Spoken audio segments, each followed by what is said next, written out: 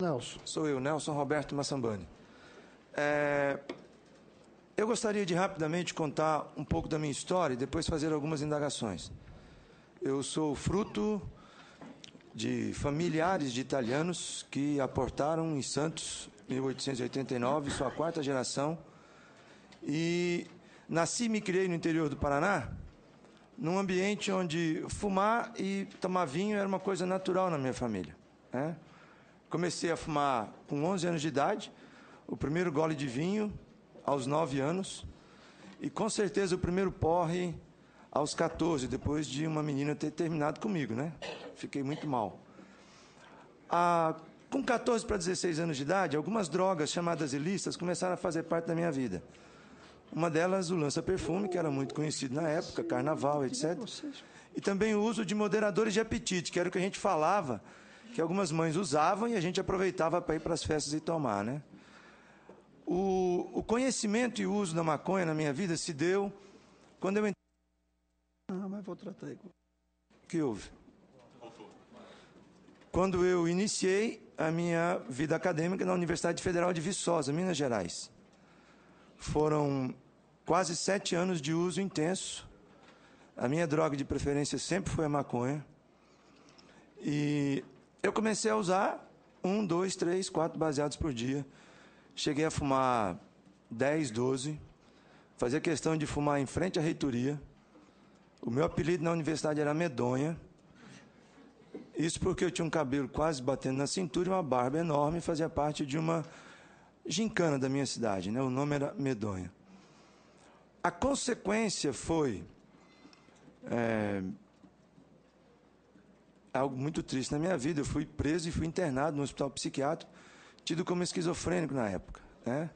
Foram 3 tentativas de suicídio e o desespero total da minha família nessa área de pensar assim: eu tenho um filho maconheiro.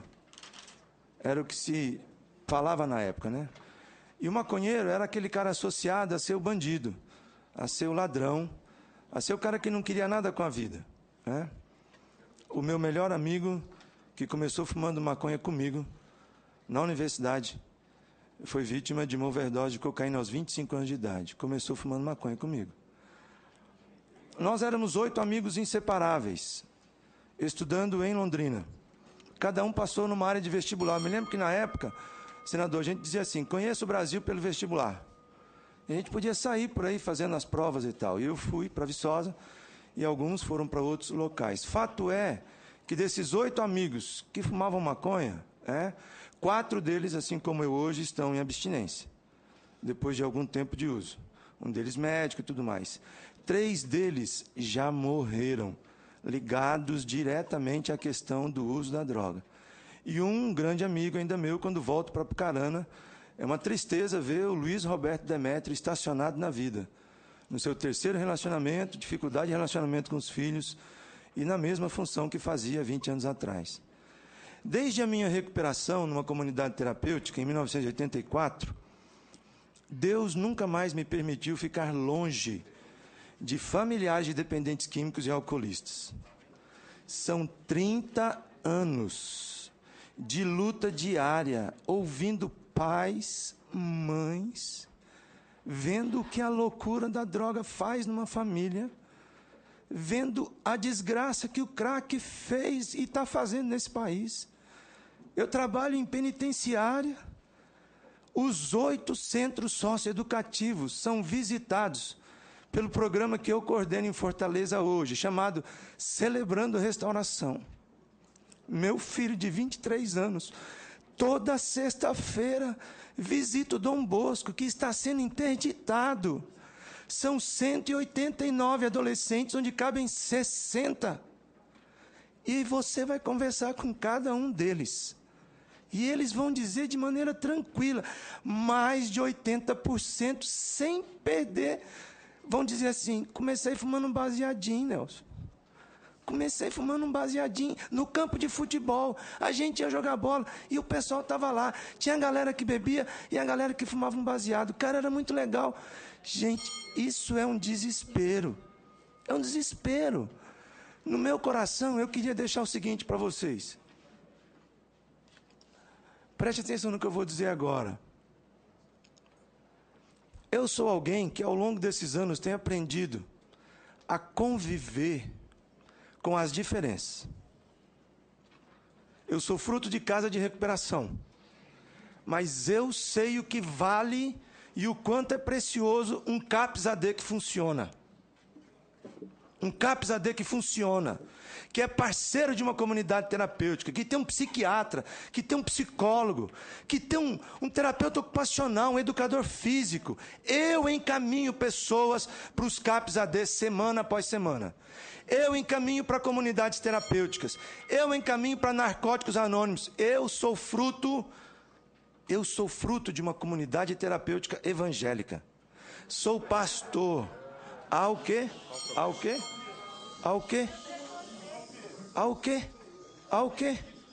Jesus me converteu dentro de uma comunidade terapêutica, quando ninguém queria cuidar de mim. O Estado não tinha para onde me acompanhar.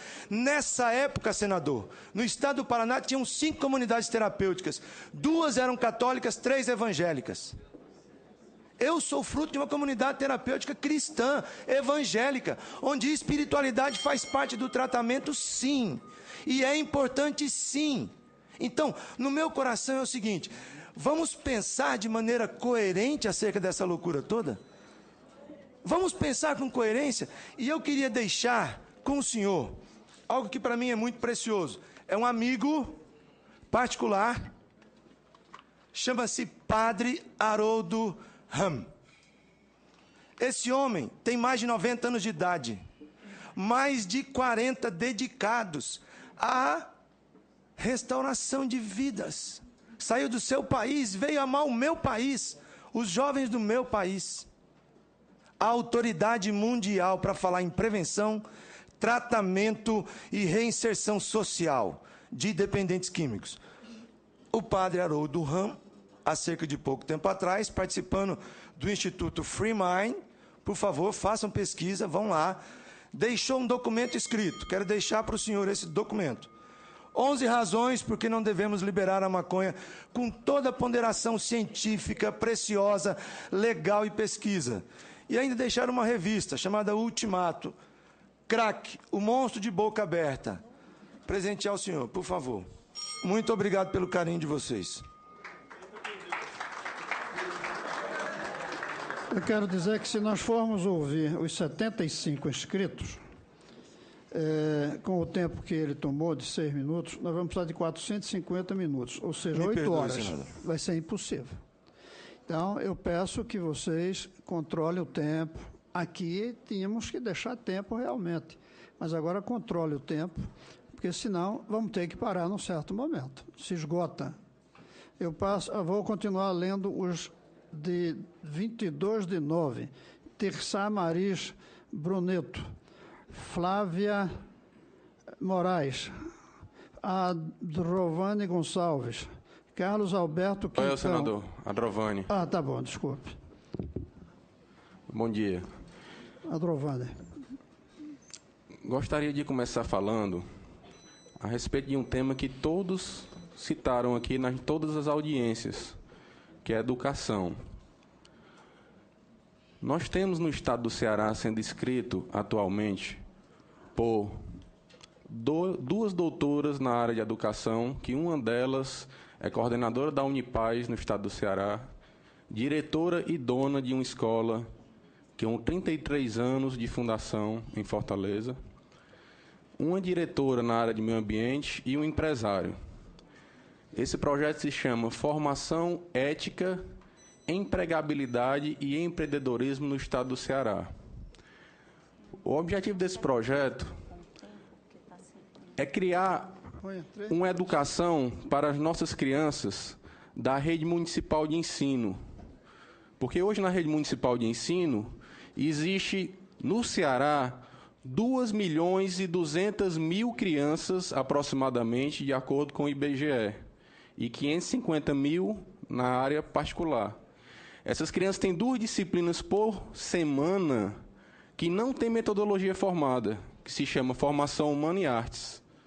Ou seja, toda semana, todas as crianças da rede pública do estado do Ceará assistem 2 disciplinas sem metodologia.